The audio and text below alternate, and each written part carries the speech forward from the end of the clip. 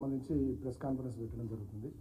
ప్రధానంగా మా ప్రాంతంలో పెద్దపల్లి పార్లమెంట్ నియోజకవర్గ పరిధిలో మేడిగడ్డ బ్యారేజ్ ఉంటుంది, మీ అందరికీ కూడా తెలుసు.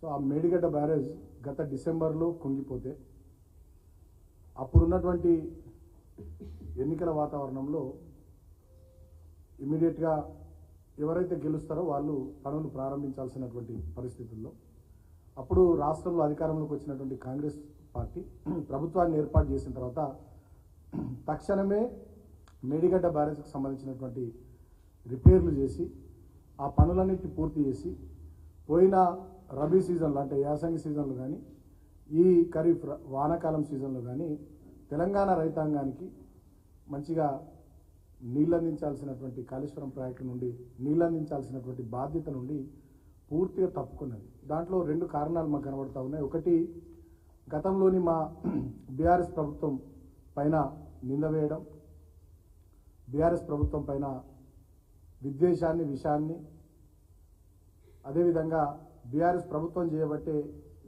ఈ రకంగా జరిగిందనేటటువంటి ఒక రకమైనటువంటి ప్రచారాన్ని ప్రజల్లోకి తీసుకెళ్లాలనేటటువంటి ఆలోచనతో అట్లా చేసినట్టుగా స్పష్టంగా అర్థమైంది.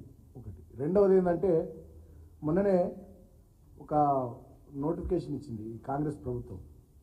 దాని ప్రకారం ఏంటంటే మేడిగడ్డ బ్యారేజ్లో 92,77,343.57 క్యూబిక్ మీటర్ల ఇసుకను ఒక బ్రాహ్మణపల్లి నుంచి మొదలుకొని తర్వాత మన బెగ్లూరు, ఎల్కేశ్వరం, బొమ్మాపూరు, ఈ తదితర సూరారం, కుంట్లం ఈ ప్రాంతాల్లో 92,77,343.57 క్యూబిక్ మీటర్ల ఇసుకను మేడిగడ్డ బ్యారేజ్ నుండి తీయాలని చెప్పి నిర్ణయం తీసుకుంటూ కాంగ్రెస్ ప్రభుత్వం మొన్ననే టెండర్లు ఆహ్వానిస్తూ నోటిఫికేషన్ రిలీజ్ చేసింది. ఇక్కడ స్పష్టంగా అర్థమవుతున్నది ఏంటంటే, మేడిగడ్డ బ్యారేజ్ను వీళ్ళు ఎందుకు రిపేర్ చేయలేరంటే, నేను ఇందాక చెప్పినట్టుగా ఒక కారణం గత ప్రభుత్వం మీద నిందలేసి గత ప్రభుత్వాన్ని బదనాం చేయడం అనేది ఒకటైతే వీళ్ళ లక్ష్యం. రెండవది ఏంటంటే, ఇక దీంట్లో ఇన్ని లక్షల క్యూబిక్ మీటర్ల ఇసుకను ఎత్తుకొని పోవాలి, ఈ ఇసుకను తీసి కోట్లాది రూపాయలు కాంగ్రెస్ పార్టీ నాయకుల జేబుల్లోకి నింపాలనేటటువంటి ఆలోచన రెండవ ఆలోచన స్పష్టంగా అర్థమవుతున్నది.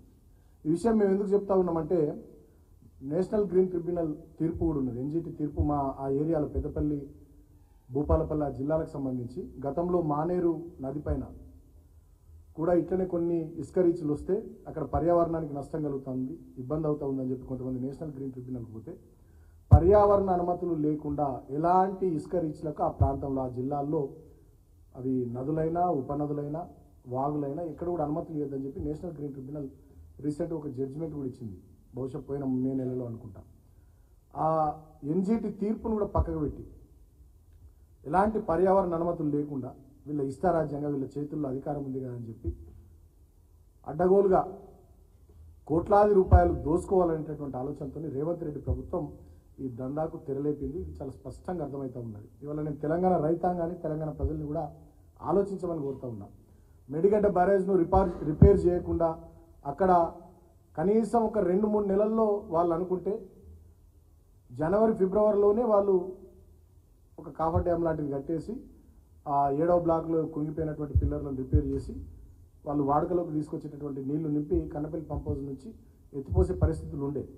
అయినప్పటికీ కూడా వాళ్ళు దాన్ని పక్కన పెట్టి ఉద్దేశపూర్వకంగా మమ్మల్ని బదనాం చేయడం ఒకటి. రెండవది, ఈ పందికొక్కులాగా ఇసుకను మెక్కి కోట్లాది రూపాయలు కాంగ్రెస్ నాయకులు ముఖ్యమంత్రి నుంచి మొదలుకొని అక్కడ కింది స్థాయి నాయకుల వరకు ఈ డబ్బులు దొబ్బాలనేటటువంటి ఆలోచనతో కనీస పర్యావరణ అనుమతులు లేకుండా ఇష్టం వచ్చినట్టుగా ఇవాళ సూరారం నుంచి కుంట్లం వరకు 92 లక్షల పైసలు క్యూబిక్ మీటర్ల ఇసుక తవ్వకాలకు వీళ్ళు తెరలేపినారు. సో దీన్ని బట్టి కాంగ్రెస్ పార్టీ యొక్క ద్వంద్వ వైఖరి, వాళ్ళ నీతి అర్థమవుతా ఉంది. అంతేకాకుండా ఇక రెండవ అంశం, ఇక్కడ నేను ఇంకో విషయాన్ని కూడా కోరుతా ఉన్నా. దీన్ని డెఫినెట్గా కాంగ్రెస్ ప్రభుత్వం పునఃసమీక్షించాలి. లేకపోయినట్టయితే డెఫినెట్గా ఎన్జిటిని కూడా ఆశ్రయించడానికి మేము వెనుకకు. అదేవిధంగా అక్కడ తవ్వుతున్నటువంటి ఇప్పటికే అడ్డగోలుగా చెన్నూరు నియోజకవర్గంలో కానీ, మంత్రి నియోజకవర్గంలో కానీ పెద్దపల్లి నియోజకవర్గంలో కానీ తర్వాత రామగుండం నియోజకవర్గంలో కానీ ఇప్పటికే అడ్డగోలుగా ఒకవైపు ఫ్లై యాష్ లారీలు నడుస్తున్నాయి, ఒకవైపు ఇసుక లారీలు నడుస్తున్నాయి, ఒకవైపు మట్టి లారీలు నడుస్తున్నాయి.